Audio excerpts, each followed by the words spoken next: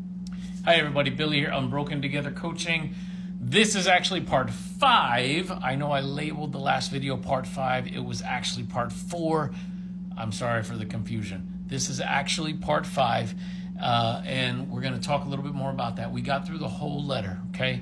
We read the entire Andy Byron CEO first letter. Now, it was very clear that this letter was not a very good apology. It was a really bad apology. There was no real apology, okay? It was probably very PR based. More importantly, he is still in the fog. It's early for him. He has feelings, emotions. His world is falling apart. His world is crashing down. Some people who just heard me say that are going, well, he deserves it. He deserves to have that all happen to him. Guess what? Partly, you're right.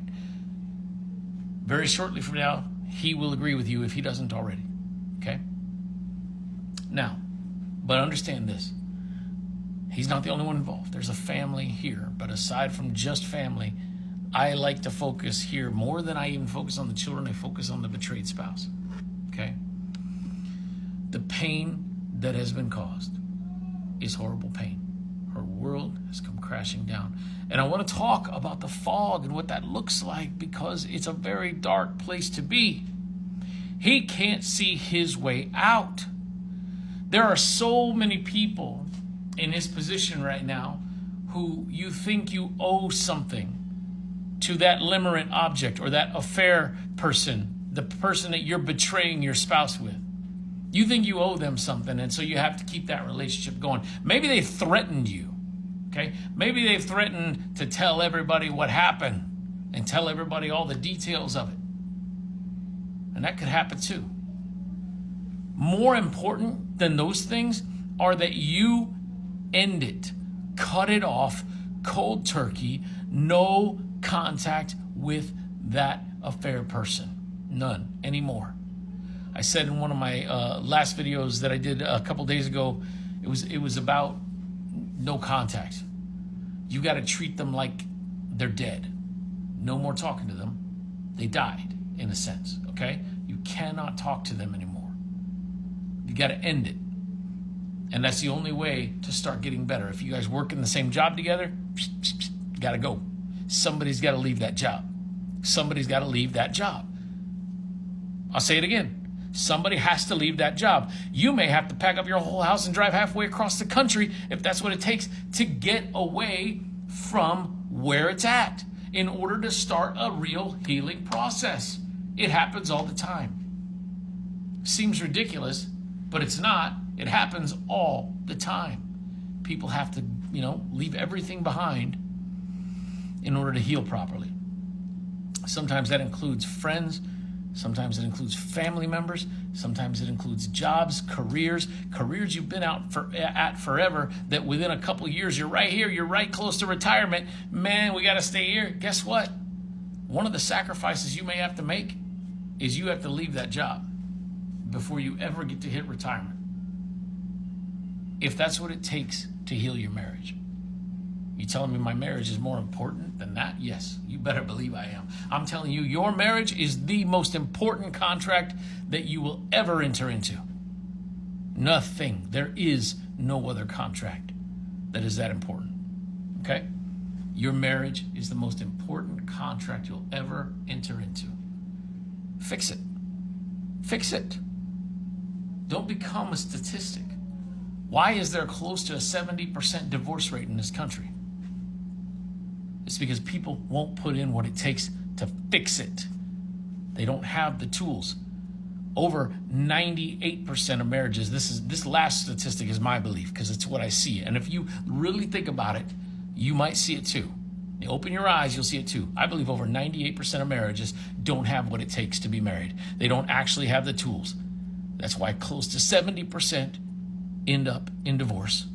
Then you got 30 some odd percent that maybe for religious purposes, we don't get divorced.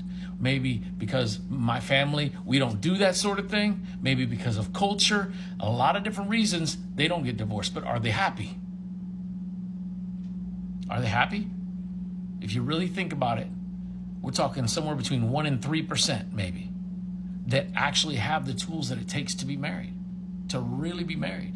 And a lot of those, they got those tools somehow because of examples that were shown to them. Some people automatically have the tools and they don't even know it.